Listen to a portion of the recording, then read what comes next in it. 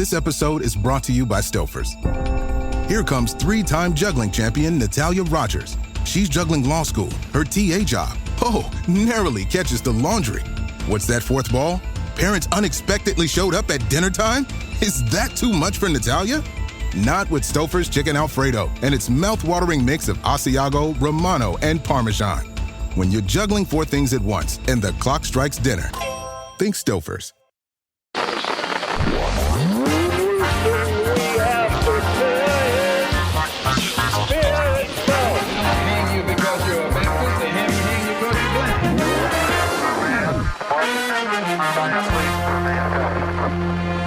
Você está ouvindo o História FM.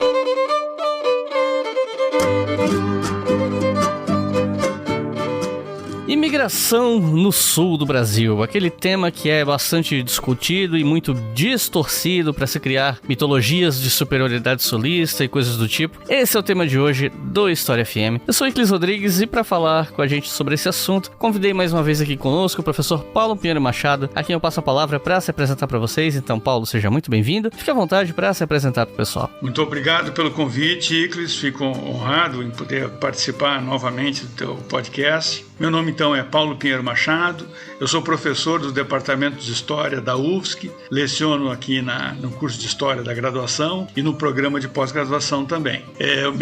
Meus temas de pesquisa são sobre o campesinato brasileiro e, mais ultimamente, sobre a Guerra do Contestado e o mundo do campesinato nacional brasileiro no Planalto Meridional. Então é isso, gente. Vamos entender um pouco mais esse processo de migração, os seus meandros, depois que eu dou um recado para vocês.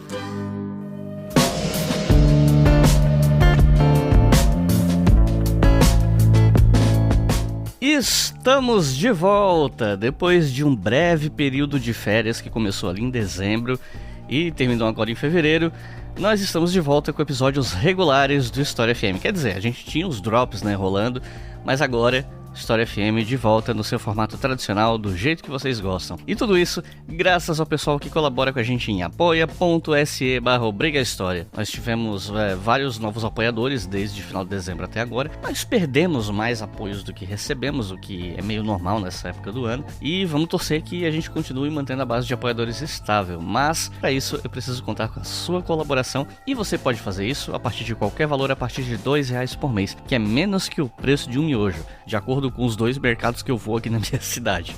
E os nossos novos apoiadores e apoiadoras são Fernando Domingues, Luana Correia, Leonardo Batista, Pablo Viale, Sérgio Porto, Guilherme Cassagnoli, José Neto, Fábio Antunes, Lucas Mizuzaki, Laura Barbosa, André Domingues, Thiago Ribeiro, Paula Queiroz, Itan Cruz, Gustavo Ferroni, Flávio Figueiredo, Diego Valadão, Lucas Maciel, Eneandra Donato, R.R. Bap, Aline Santos, Pablo Garcia, Daniel Correia, Rosângela Ferreira, Gabriel Guilherme, Gabriel Ferreira, Adenilson Rodrigues e Jéssica Michels. Muito obrigado, pessoal. É graças a vocês que esse programa existe. E se você quer apoiar também, o link está aqui na descrição desse episódio, apoia.se/obrigahistoria. No link você consegue ver todas as recompensas, beleza? E agora chega de papo e vamos para o episódio.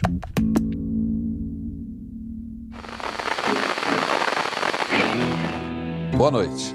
Você sabia que de cada 100 brasileiros, 15 são filhos, netos ou bisnetos de italianos? No Globo Repórter de hoje, 140 anos de migração italiana.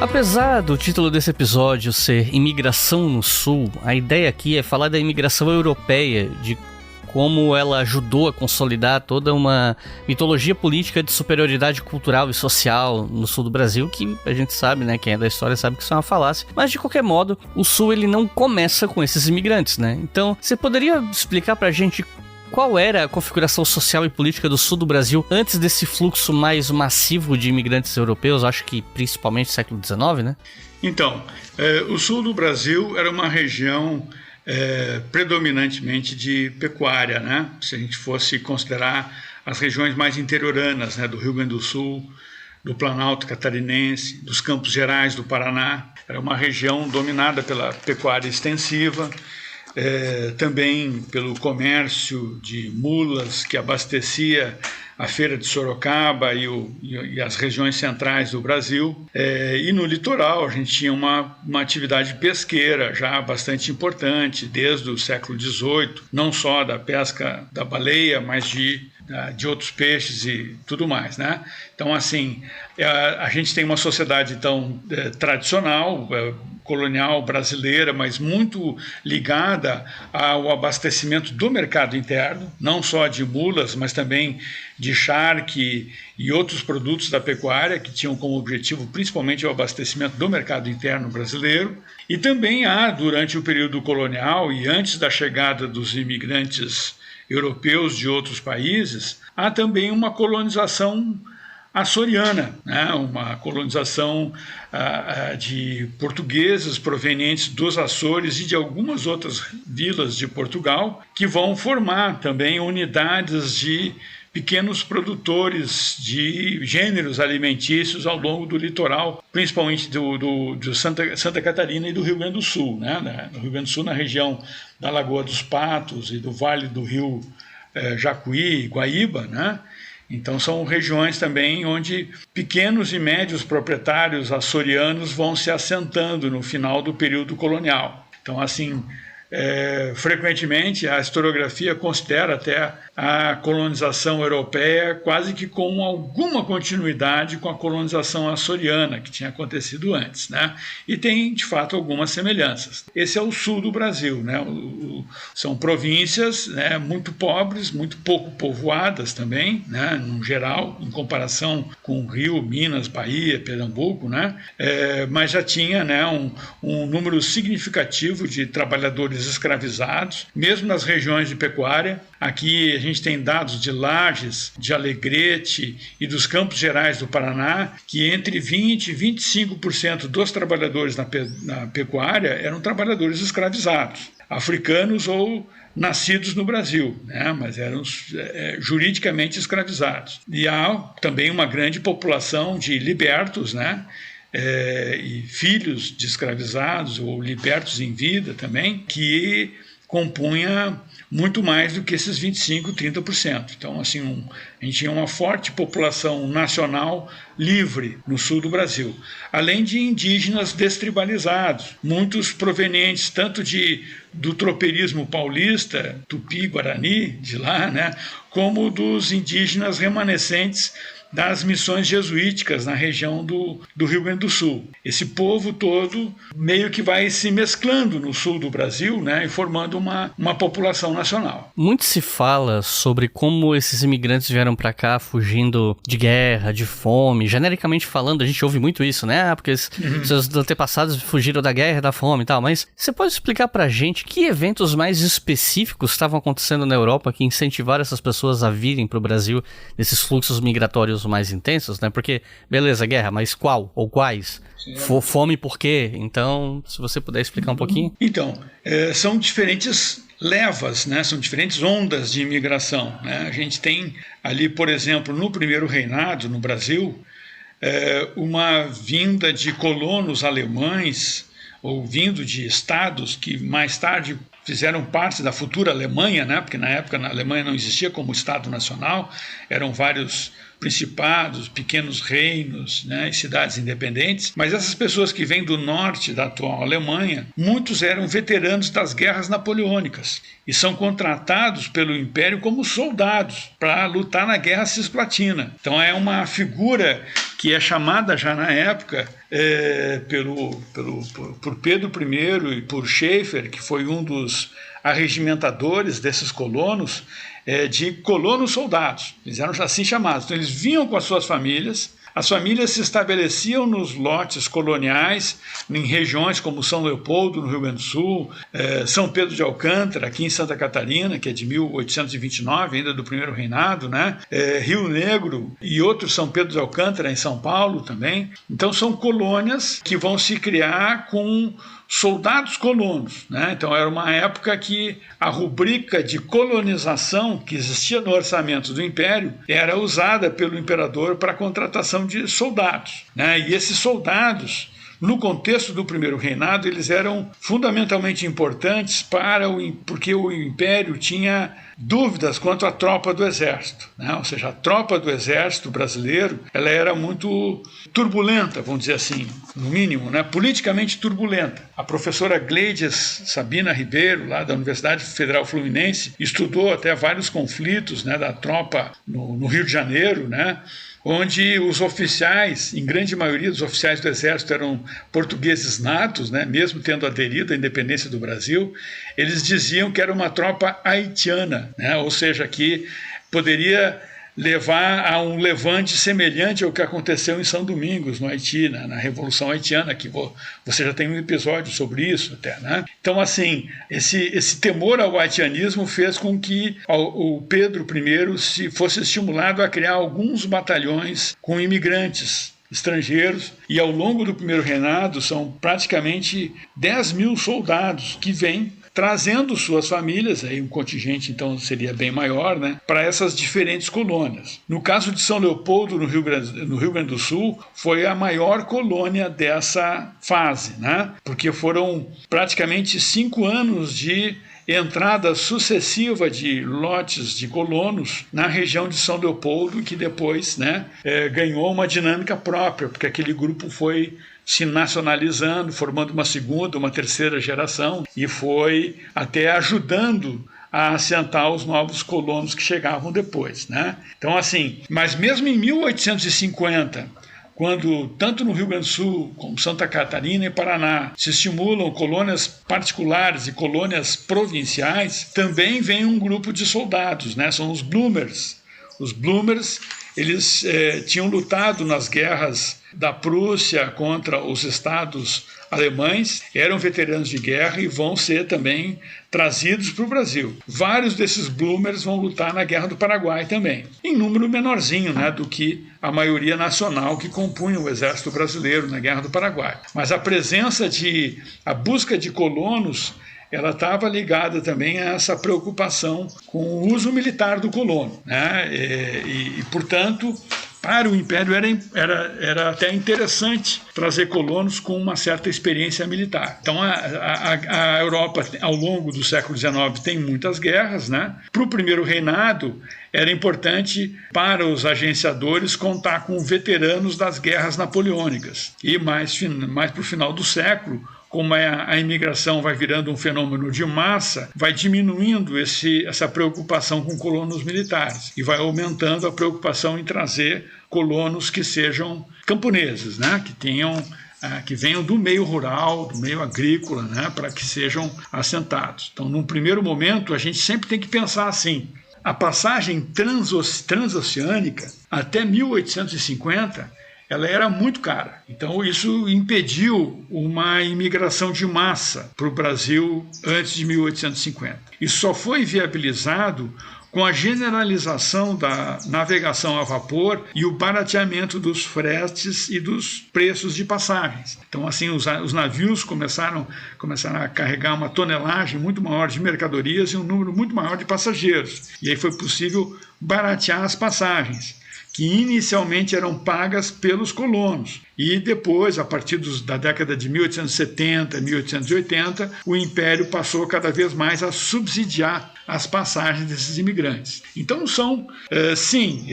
eles vêm pela guerra, mas a fome é uma fome relativa também. Há ondas de fome na Europa. A década de 70, há um caso muito sério no norte da Itália, que é uma região que sofre uma crise agrária muito importante. Esse eu particularmente estudei bastante na minha dissertação de mestrado, né? Que é um caso estudado até por um inquérito feito pelo Senado italiano, né? E que resultou num relatório bem minucioso sobre a crise agrária no norte da Itália.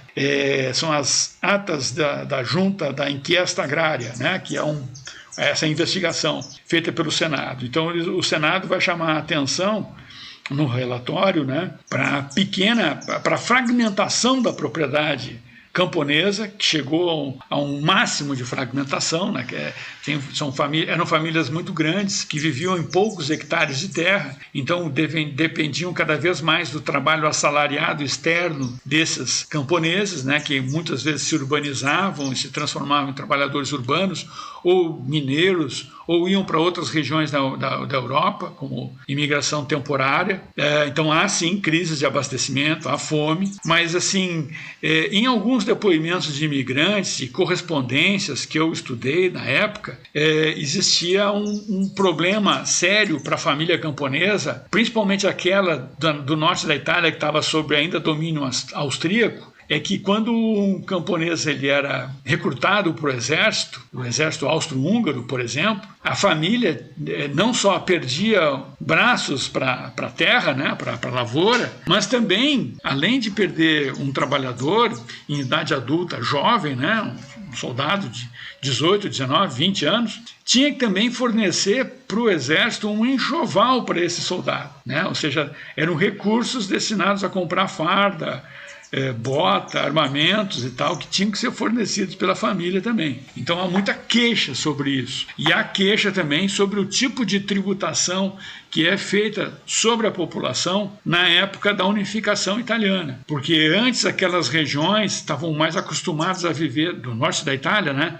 Estavam mais acostumados a viver sob domínio francês ou austríaco. Ora variava um, ora outro, mais forte e tal, né? Ao longo das décadas anteriores à unificação da Itália. Mas aí o que acontece é que, com a criação do Reino da Itália e a unificação do país, há uma mudança da tributação, né? A antiga tributação, que era por cabeça, por chefe de família, na verdade era um imposto chamado testático, que era um imposto até relativamente baixo, mas era meio que universal, assim, geral, para todos os chefes de família. Ele mudou para o macinato, que era o imposto sobre a moenda de cereais. Então, quando o camponês ia moer o seu trigo, o seu milho, em poucos dos moinhos existentes, né, ali ele era tributado pesadamente pelo Estado, né? Então foi um processo de acumulação para o desenvolvimento, inclusive para a arrancada do desenvolvimento industrial do norte da Itália, que foi em grande medida subsidiada com essa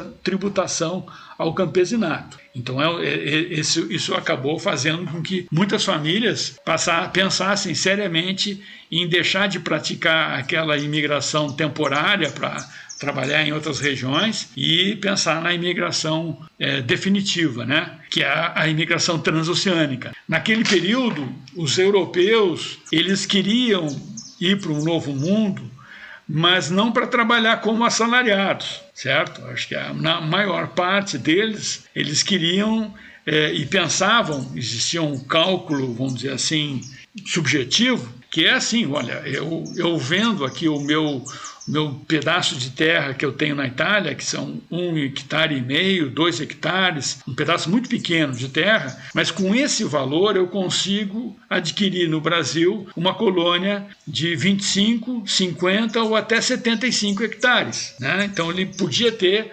nesse processo, uma ampliação do espaço agrícola e uma possibilidade que seus filhos e os seus netos teriam também de continuar reproduzindo a situação camponesa num outro continente com a fronteira aberta, como era dito naquela época.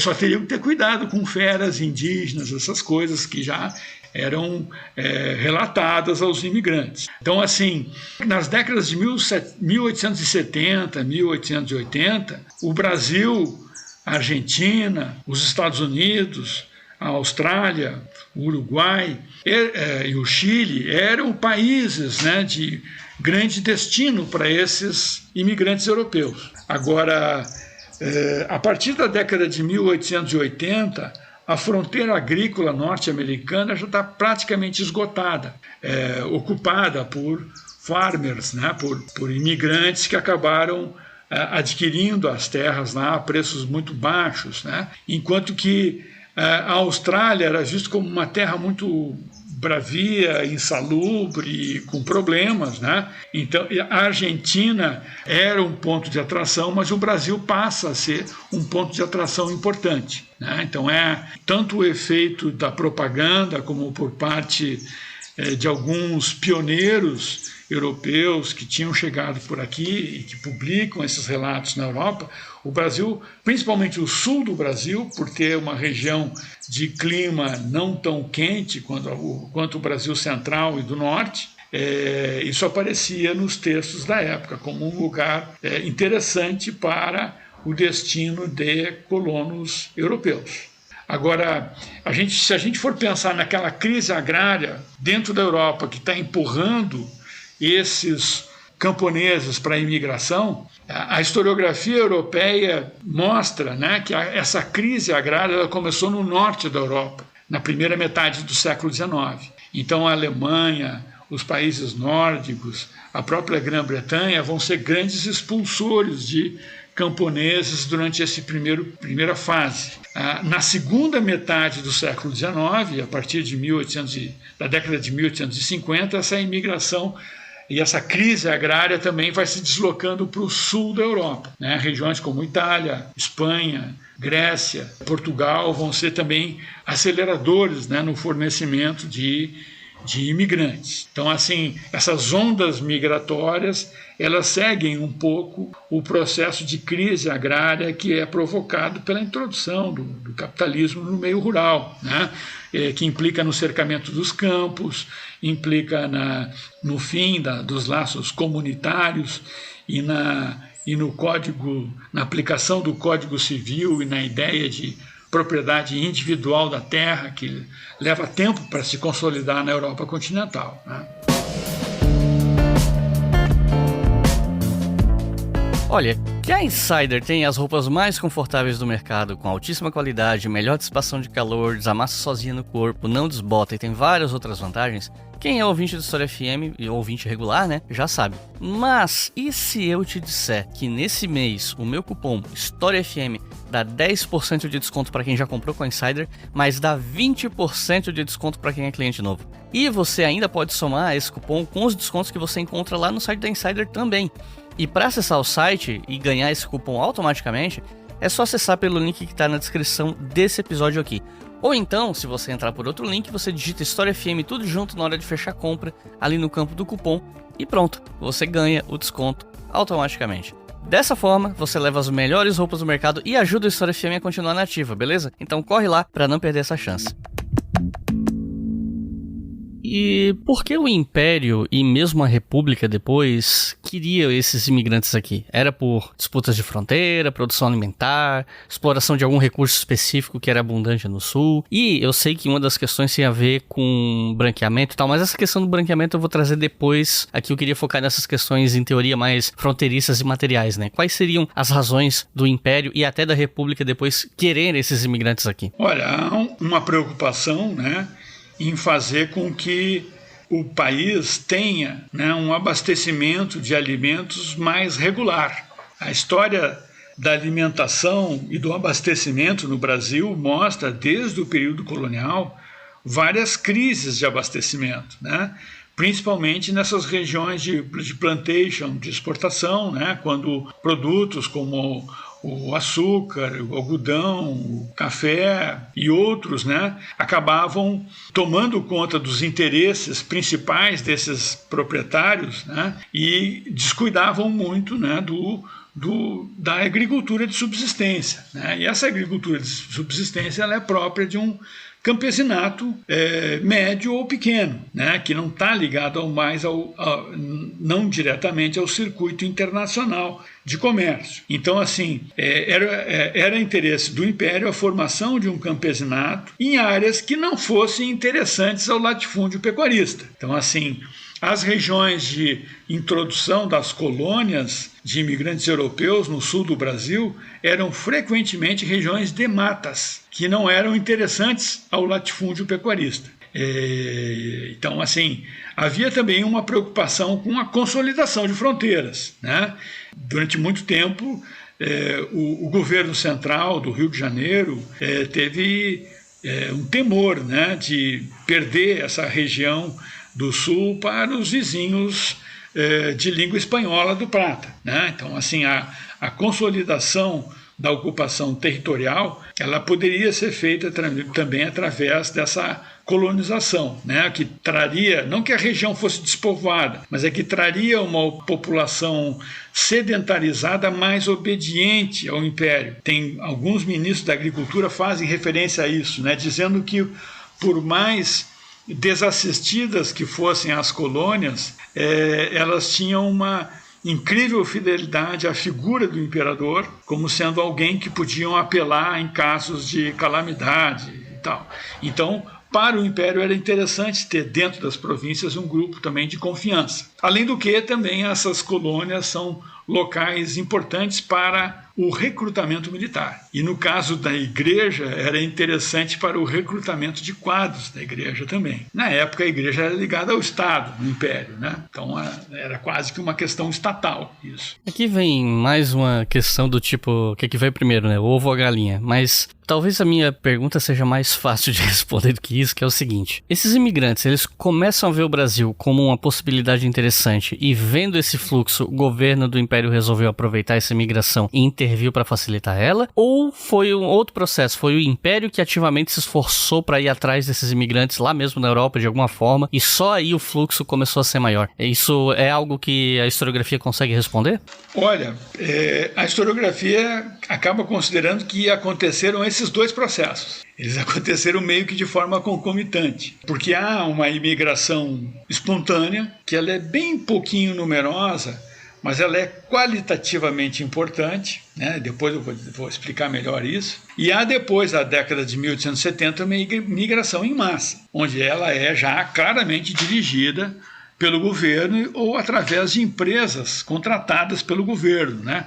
Como foi o caso daquela firma Caetano Pinto e Irmãos, né? Que fez um tratado de introdução de 100 mil imigrantes com o Império no início da década de 70. Então, assim, os imigrantes, normalmente é difícil lidar com esse assunto porque a gente sempre trata com uma historiografia de corte étnico bastante pronunciada, né? Então, se a gente vai ler textos sobre a imigração alemã, a imigração italiana, ou de poloneses, ou de japoneses, ou de ucranianos, seja lá qual for a nacionalidade, né? Existe meio que um roteiro heróico que anima essa historiografia, né? É a ideia de que eles foram enganados, que foram trazidos para uma região inóspita, né? Foram atacados por indígenas, sofreram todas as carências, mas depois venceram através do trabalho e tal. Não foram enganados, né? Os imigrantes, frequentemente, o que eles faziam? Eram famílias grandes que mandavam jovens na frente. No caso que eu estudei das colônias de Caxias e Bento Gonçalves e Conde D do Rio Grande do Sul, várias famílias mandavam filhos jovens de 20, 25 anos na frente. Esses filhos depois começavam a mandar correspondência e dizer para a família quem que devia vir primeiro, quem que devia vir por último e o que cada um deveria trazer na bagagem.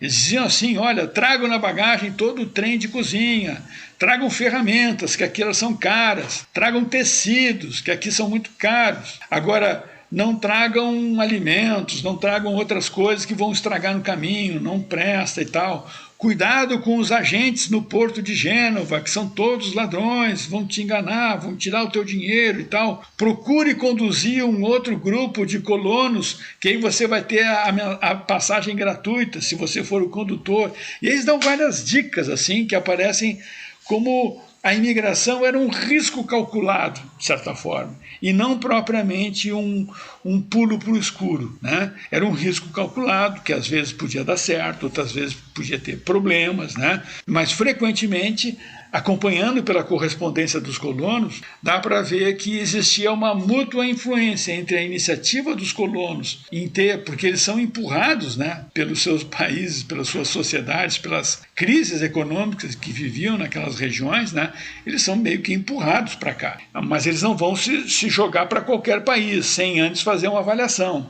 Então, há agentes brasileiros que precisam também na Europa combater a propaganda norte-americana. Porque a propaganda norte-americana das companhias de colonização e de navegação que faziam esse transporte de colonos para os Estados Unidos contava com um poder muito maior de convencimento, já que a passagens era a metade do preço, né? E além de dizer que no Brasil ainda era vigente a escravidão, que os colonos podiam ser escravizados, há uma exploração até exagerada, né, daquele episódio da fazenda em Bicaba, que acontece em São Paulo, no final da década de 1840, né?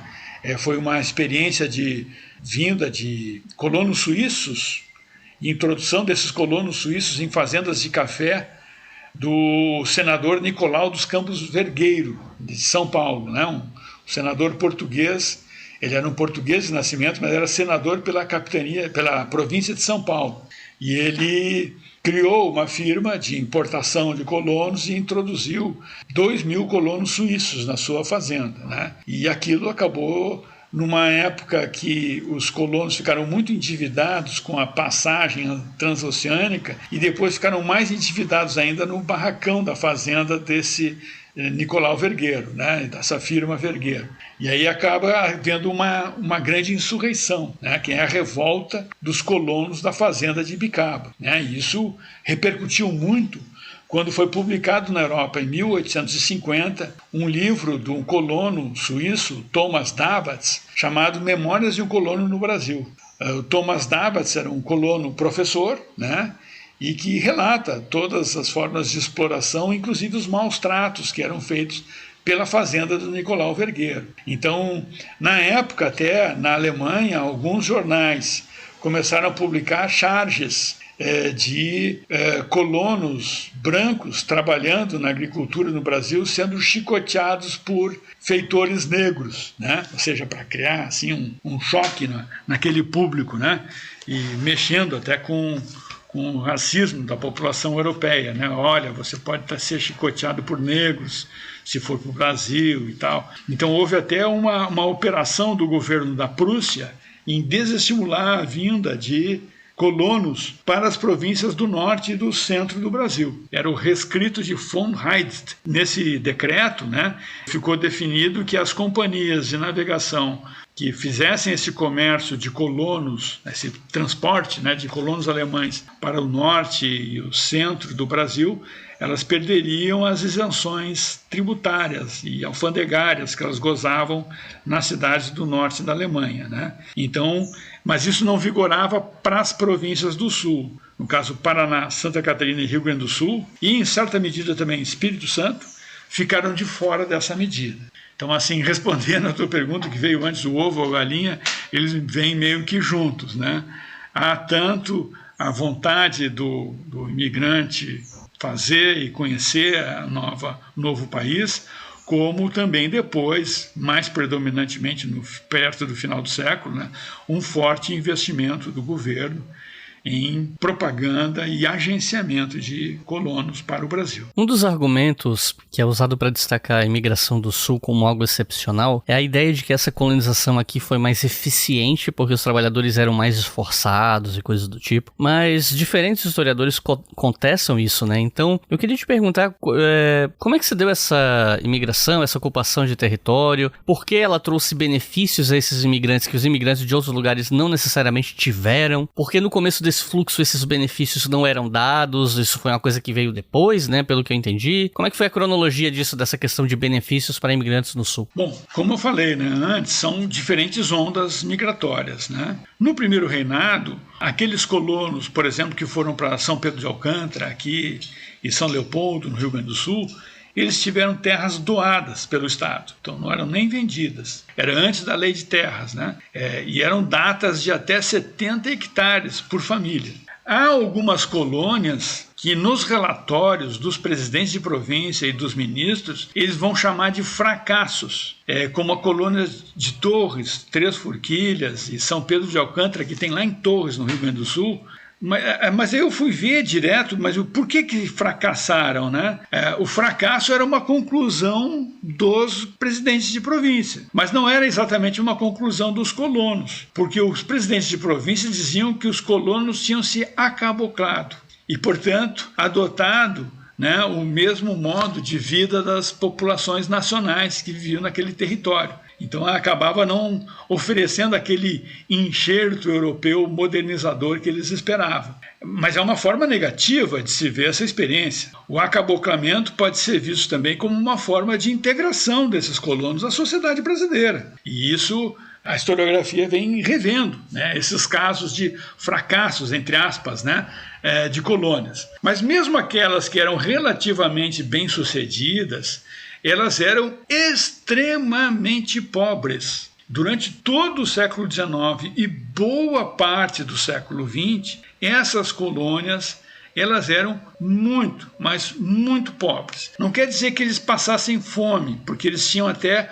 uma certa abundância de alimentos, né? Porque eles produziam esses alimentos, criavam pequenos animais, galinhas, porcos, patos e tudo mais, né? Tinham uma agricultura de subsistência e tal. Mas o problema era a renda da colônia, né? Era a venda dos excedentes coloniais, sempre era atravessada por comerciantes assambarcadores, né? Que muitas vezes eram alguns colonos mais ricos que se transformavam em comerciantes, e esses sim ascendiam socialmente, enquanto que aqueles colonos que estavam lá na terra viviam um processo de bastante pobreza, né? A pobreza porque eles não tinham um tostão no bolso. Eles podiam ter os alimentos, podiam ter lá sua subsistência garantida, mas cada vez que eles precisavam comprar 1 metro de tecido, um pouco de sal, algumas mercadorias que eles não fabricavam, que eles não produziam nos seus lotes, né?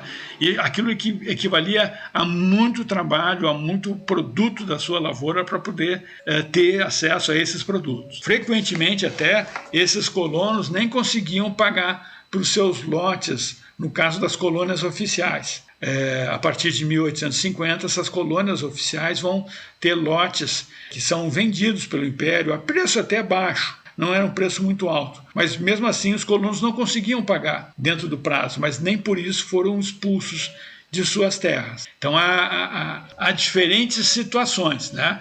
As famílias, quando chegavam, elas tinham que se esfalfar em abrir o mato, e abrir o mato implicava também num processo semelhante à agricultura tradicional brasileira, que é a derrubada, a queimada da mata, né? E uma primeira e uma segunda lavoura que são feitas ainda em cima dos tocos em brasa que jaziam sobre o chão, né? É diferente, completamente diferente da agricultura europeia, praticamente uma agricultura indígena que eles vão ter que aprender para sobreviver. As casas dos colonos até século XX adentro frequentemente eram casas de pau a pique com telhado de palmeiras, né? Tal como eram as casas dos caboclos e da população nacional brasileira, da população pobre do meio rural. Leva muito tempo para se introduzir construções de alvenaria, de pedra, o uso de vidros em janelas, isso é coisa do século XX. No século XIX,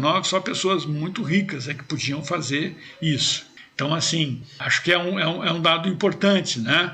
Dizer, não que eles não se esforçassem e não trabalhassem, né? Mas eles trabalhavam no mesmo ritmo, no mesmo processo de trabalho que era desenvolvido pela agricultura brasileira. Ajudaram a construir a maior cidade do país, revolucionaram a agricultura, nos revelaram o encanto das pizzas e das massas.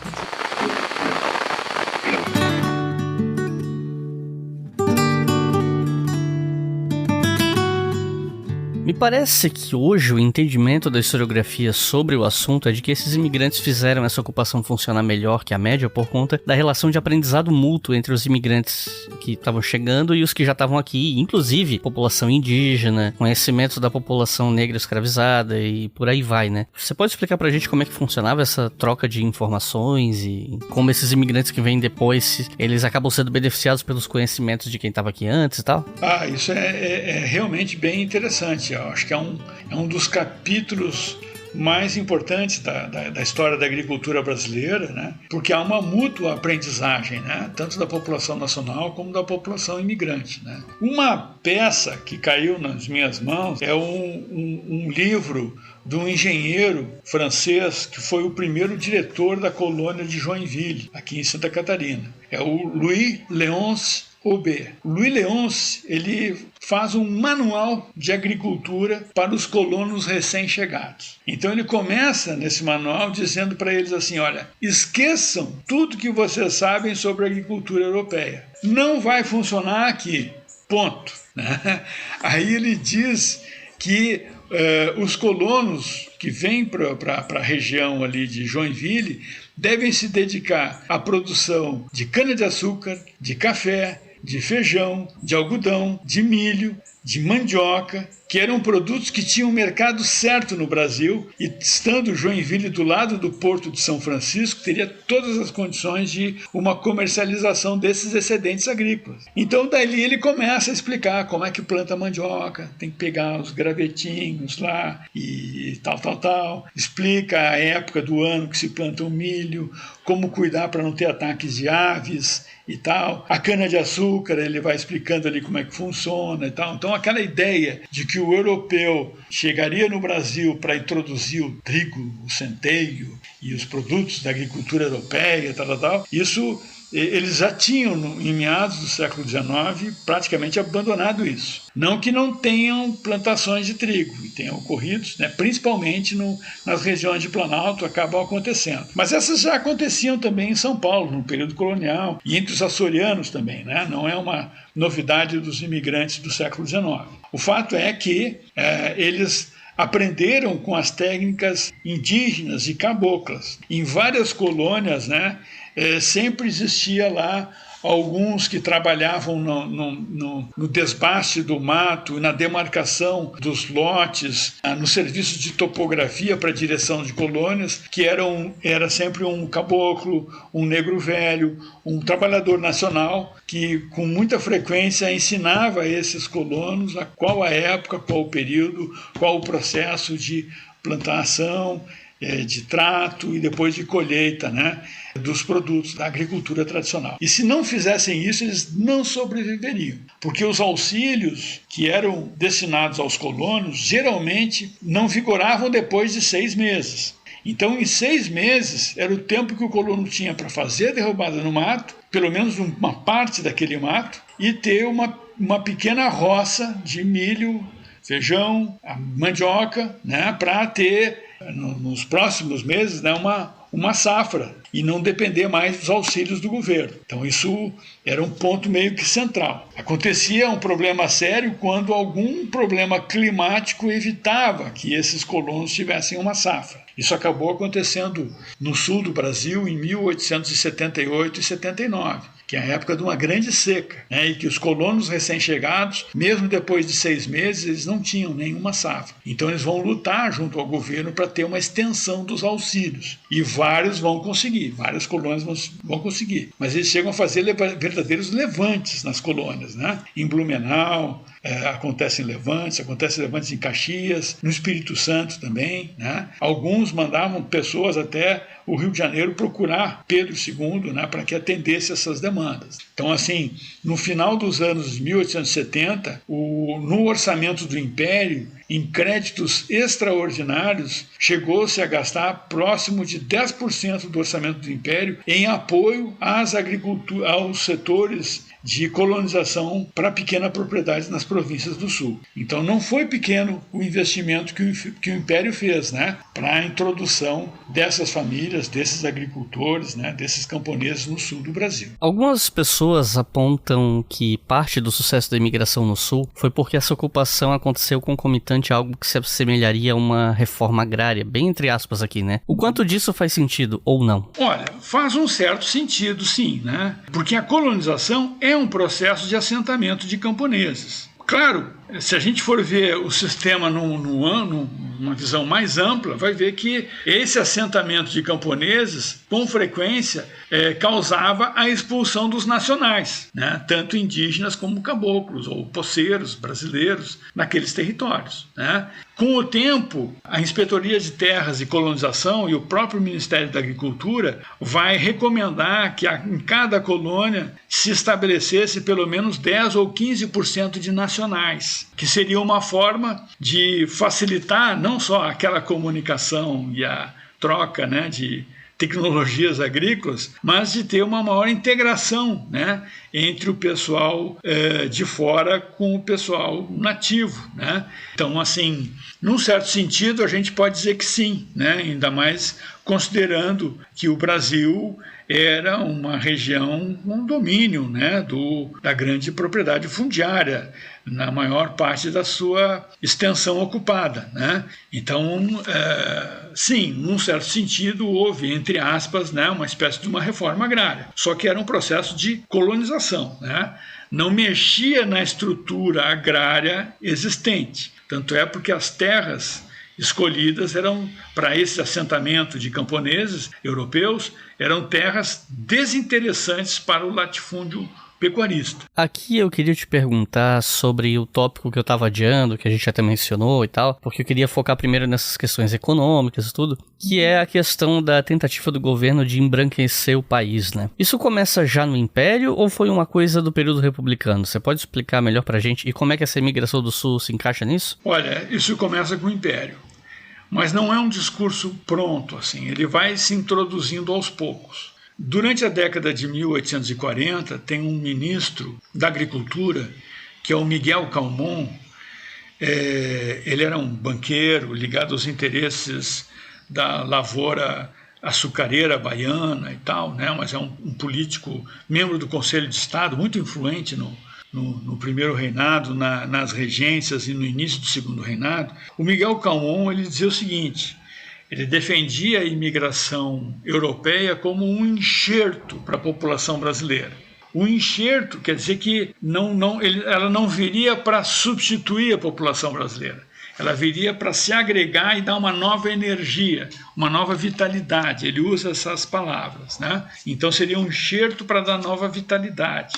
Porque todos esses governantes brasileiros, esses políticos destacados, têm uma formação que chamar de eurocentrismo é até leve, né, para o caso, né? Eles eram extremamente eurocêntricos, né? Eles só conseguiam entender um processo de desenvolvimento do país como sendo um desdobramento da europeização do país. Mas esse é um fenômeno que não é só brasileiro, ele é latino-americano. Na segunda metade do século XIX, isso vai se intensificar, com a difusão principalmente das teorias racistas, né, do evolucionismo spenceriano e das doutrinas racistas que vão dominar a medicina legal, a frenologia, naquilo que se chamava que hoje se chama de racismo científico do final do século XIX, né, que se apresentava como ciência. Isso aparece muito nos anos 1870, quando no Império, o ministro da Agricultura, lá no final dos anos 70, o ministro Sinimbu, o Visconde de Sinimbu, que é um alagoano, ele vai chamar um congresso agrícola. Acontece um congresso agrícola na região sudeste do Brasil, com lavradores de Minas, São Paulo, no Rio de Janeiro, e acontece um congresso agrícola em Pernambuco, né, pegando proprietários, fazendeiros daquela região lá do Nordeste do Brasil. Na época eles simplesmente chamavam de Norte, não chamavam de Nordeste. Nesses congressos agrícolas vai ser levantada a tese que era a preocupação principal desses proprietários na época. Eles diziam o seguinte: na década de 1870 eles não acreditavam que viesse uma onda imigratória para trabalhar nas lavouras de café no Brasil. Eles achavam que o café teria que ser tocado com o trabalhador nacional, com a introdução de trabalhadores asiáticos. E aí é que entra uma discussão racial bem importante nesse período. O ministro Sinimbu defendia a vinda de trabalhadores indianos e chineses para o Brasil, tal como alguns proprietários já tinham feito, alguns países já tinham feito ali no Caribe, nas Guianas, né, onde há a introdução de indianos e chineses, que eram meio que uma força de trabalho disponível também para a construção de ferrovias na Califórnia, nos Estados Unidos e tal. Eram os coolies e os teens. Só que, na época, os asiáticos eram muito mal vistos pelos europeus. Eram vistos como pessoas degeneradas, viciosas, que viviam em drogadição do ópio e de outras drogas lá do Oriente e que eram representantes de civilizações decadentes, diferentes de estados estados milenares que estavam vivendo um declínio muito grande, né? Então há uma descaracterização e uma desqualificação assim violentíssima dos asiáticos.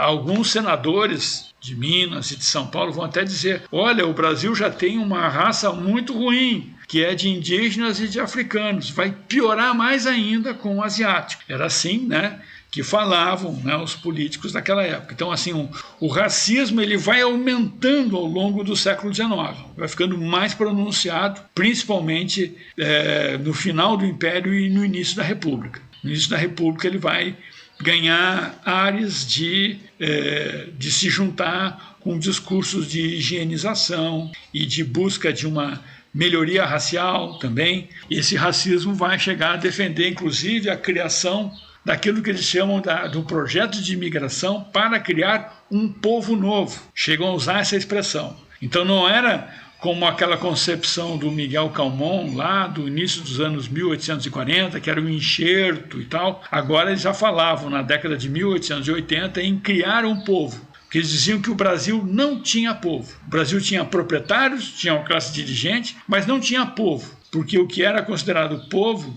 para eles, seriam proprietários brancos. Então eles não viam aquela massa de pobres de origem africana, indígena e mestiça como parte de um povo real brasileiro. Eles tinham um povo imaginário, que seria esse povo europeu. Então, ao final do século XIX, essas teses racistas vão crescendo, não só no discurso médico, no discurso dos políticos, dos ministros da Agricultura, dos parlamentares, daqueles que decidem as políticas públicas, né? É bem forte. E a imigração asiática, ela só vai chegar ao Brasil significativamente só no início do século XX, com os japoneses, e mesmo assim a conta-gotas, né? Com muito cuidado. O Brasil evita a imigração de asiáticos e de tanto hindus como chineses. O pai falou assim para mim, né, que o bisavô dele, né, disse que veio lá da Alemanha, são da Alemanha, né. Sobreviveram só aqueles mais fortes, aqueles que mais trabalhavam, que tinham esse sangue guerreiro, esse sangue que não se cansa, que não para nunca, que sempre tem esperança, que sempre aguarda. Expulsos, digamos assim, da Alemanha, né, em condições de miserabilidade.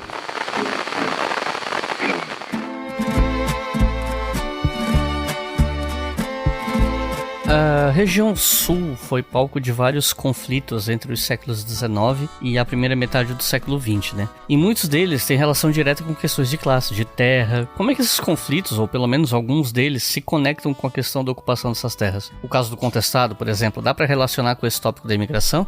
Certamente. Acho que todos os conflitos agrários no Brasil, desde o final do século XIX até o século XX e XXI, né, estão ligados, né, ao rescaldo da imigração e da colonização. Embora muitos desses movimentos sociais sejam tocados, né, por populações nacionais, por caboclos, por indígenas, por quilombolas, mas eles participaram desses movimentos porque eles foram expropriados em suas terras por companhias de colonização. Podiam ser companhias de colonização particulares ou públicas, né, mas elas acabavam expropriando poceiros e moradores tradicionais desses territórios, né, que eram agregados à colonização formal. No caso do Contestado, isso fica muito descrito pela historiografia quando o grupo empresarial do Percival Farquhar, que é a Brazil Railway Company, né,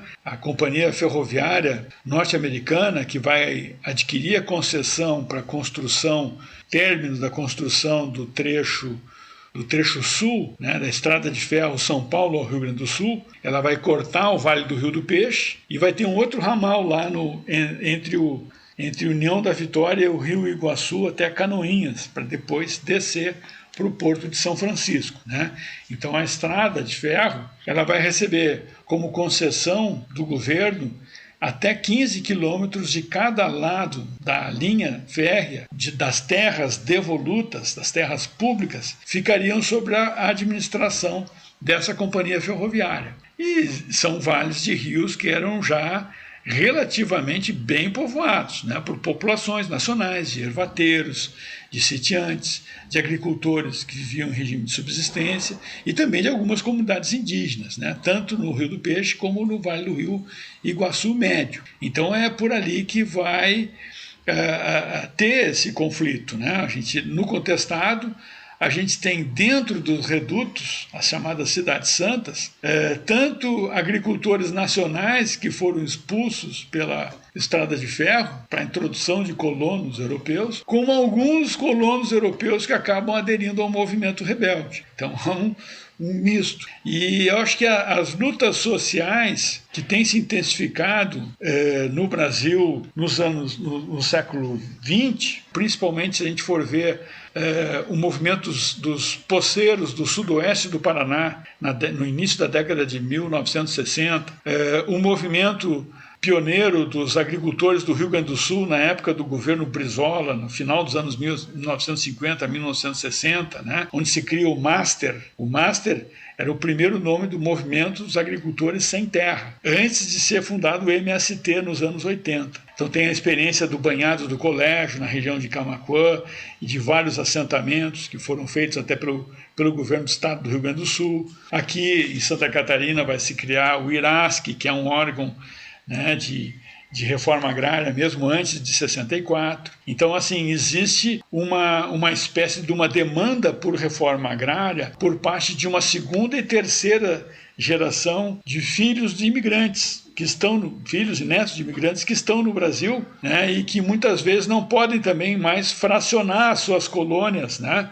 Os colonos geralmente tinham muitos filhos, né, por um pedaço pequeno de terra, então esses filhos tinham que ir para a fronteira agrícola e eles acabaram engrossando esse exército de agricultores sem terras. A gente tem muitas lutas sociais, inclusive o grande movimento de encruzilhada natalino no norte do Rio Grande do Sul, no final da década de 70, né? A gente acessa fotos desse movimento, a gente vê que ali que tinha uma reunião. Só com as fotos das crianças a gente vê a multiplicidade étnica desses movimentos, né? Porque tem crianças loiras do lado de crianças morenas, né? Claramente, algumas crianças afrodescendentes, outras descendentes de indígenas, outras parecendo pequenos alemãezinhos, assim, todos eles no mesmo assentamento, né, numa mesma ocupação, ou então naqueles acampamentos que ficavam ao longo das BRs, né, antes deles ocuparem as terras, né? Então, eu acredito, né, que a contribuição dos descendentes dos imigrantes é bastante importante para a formação até dos movimentos pela reforma agrária mais recentes, como o próprio MST. Né? E onde se ancora o discurso separatista do sul do Brasil? Em quais pressupostos, no caso? Isso tem origens nessa imigração, né? No caso, o discurso que se faz em cima disso. Tem origem na imigração, né? Mas ele é um discurso que é elaborado por uma elite intelectual de classe média dessas colônias imigrantes, né? Ele é mais um grupo urbano que acabou fortemente tomado, né, por essa influência racista e conservadora, e em considerar essa percepção do enriquecimento das comunidades imigrantes como bem-sucedidas. O que não é bem assim, né, como eu já tinha falado. Ou seja, em muitas regiões coloniais, aqueles que se dedicam mesmo à agricultura vivem, né, uma ressaca no campo. Tem até um estudo clássico da professora Arlene Henke, lá de Chapecó, que se chama Socio-Odisseia às Avessas, onde ela estuda, né, vamos dizer assim, como que essa lavoura de origem imigrante sofreu, como toda agricultura pequena sofreu durante o regime militar e as últimas décadas de modernização da agricultura do Brasil, né? Que foram décadas de ampliação da concentração fundiária, do subsídio aos grandes produtores de agroindústria e da subordinação crescente do trabalho camponês ao capital. Frequentemente, esses colonos se transformam em trabalhadores assalariados, mas sem carteira assinada, de agroindústrias, quando eles estão trabalhando para o frango, para o porco, para o fumo, para os mais diferentes produtos, né?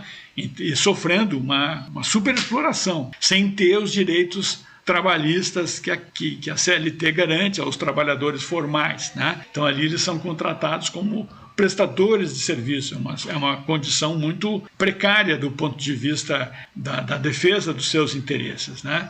Então, assim, uma coisa é a realidade, outra coisa é o discurso separatista que vai se vangloriar daquela historiografia imigrante de corte glorioso, né? Atribuindo ao Brasil, ao restante do Brasil, a pobreza, a preguiça, enquanto que o trabalho só existe nessas regiões. Provavelmente, se esses 3 estados do sul do Brasil fossem separados da União Federal no início do século XX, seriam regiões paupérrimas, provavelmente, porque não teriam um mercado nacional para vender os seus produtos, né, para mandar a banha, os produtos da agricultura ou os tecidos da região industrial, né, para o restante do mercado brasileiro. O Brasil é uma unidade, né, uma unidade complexa, cheia de desigualdades, né, e o discurso separatista ele parte dessa percepção fortemente ancorada no racismo,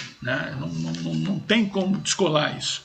Porque eu não consegui identificar nenhum discurso separatista que não tenha um tom de racismo e de preconceito contra as populações nacionais brasileiras. Isso aparece de forma recorrente. Mas eu acho que é o tipo do discurso que vai e volta, né, com muita frequência, e depois está muito ligado a crises econômicas, a determinados ciclos, né, e que não tem uma lógica política muito clara. E o Sul, politicamente falando, ele não é feito só de conservadorismo, de separatismo. As questões de terra aqui foram importantes para a criação ou articulação de movimentos sociais também, né? E não só de terra, né? Outras classes de trabalhadores também e tal. Você poderia dar alguns exemplos que, de certa forma, ajudam a gente a desvencilhar um pouco essa imagem recorrente hoje de que o Sul é só conservadorismo, é só, sabe, atraso e não sei o quê. E a gente sabe que a história do Sul do Brasil ela é complexa, né, nesse ponto. Não, com certeza, né? Concordo absolutamente, né?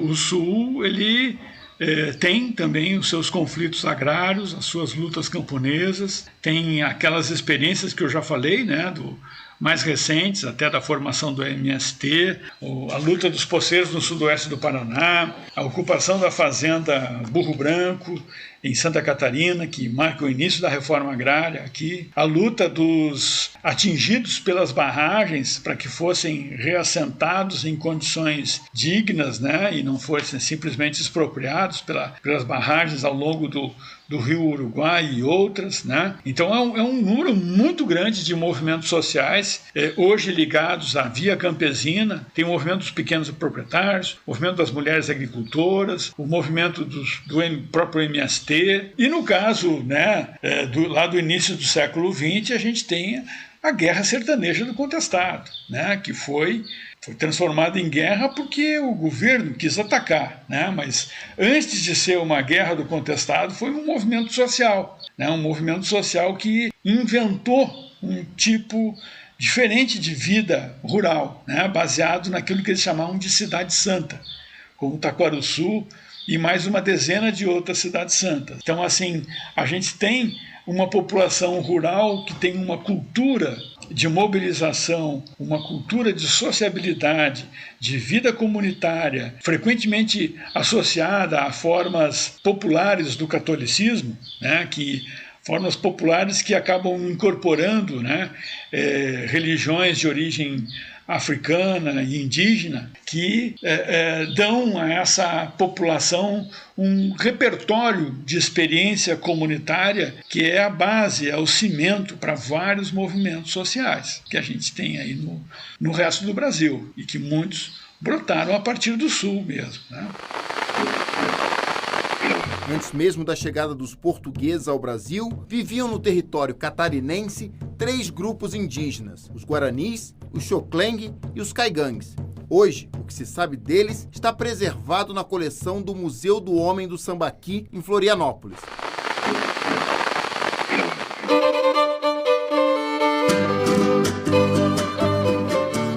Recomendações de leitura para quem ouviu até o final, se interessou, quer saber mais sobre o assunto. Se você tivesse que recomendar até uns 3 livros sobre o tema, o que você recomenda para o pessoal? Olha, a recomendação ela podia ser muito extensa, né? Porque eu tratei de assuntos bastante diversos, de diferentes conjunturas, né? Mas eu vou recomendar 3 livros sobre o tema, né? Primeiro, de um grande especialista italiano sobre a imigração europeia, né? Que é o Emílio Franzina. É um professor lá do Vêneto, um enorme pesquisador. O livro dele se chama A Grande Imigração, o êxodo dos Vênetos para a América. Foi traduzido pela editora da Unicamp, mais recentemente, é uma tradução recente. Quando eu li ele ainda li no italiano, na época que eu fiz o meu mestrado. Um outro livro que eu considero clássico para a gente entender a colonização no sul do Brasil é a obra do Jean Roche. O Jean Roche é um historiador francês, esteve durante muitos anos pesquisando no Rio Grande do Sul e em outras regiões do sul do Brasil, e o livro dele, em 2 volumes, publicado pela editora Globo, se chama A Colonização Alemã e o Rio Grande do Sul. Então ele pega bem fases distintas lá, desde o primeiro reinado, o que aconteceu durante as regências, segundo reinado, república, né? Ele criou um conceito para a formação das novas colônias que se chama enxamagem, que é uma percepção bastante interessante. Enxamagem é como se fosse a formação do enxame, fazendo uma analogia com as abelhas. Então, muitas vezes, nas colônias mais antigas, se formavam enxames, né, de excedente populacional que iam para as colônias novas. Então é um estudo histórico e sociologicamente bastante relevante, esse do Jean Roche, né? E já é um clássico antigo, acho que o livro dele é de 1969. E também eu coloco aí por último o meu livro, que se chama A Política de Colonização do Império, que foi publicado pela editora da Universidade Federal do Rio Grande do Sul. Hoje ele está esgotado, mas ele pode ser baixado gratuitamente lá no Lume, que é o repositório da URGS, né, da Universidade Federal do Rio Grande do Sul. Entrando ali no repositório, digitando a política de colonização do Império, vocês podem baixar o PDF gratuitamente desse livro. Então essas são as recomendações. Iclis, agradeço muito pelo convite, né, e pela paciência em me escutar até agora.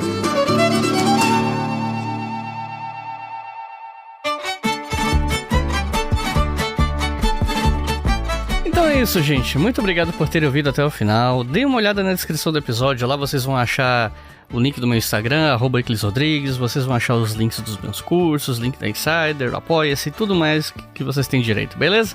Então é isso. Muito obrigado e até a próxima.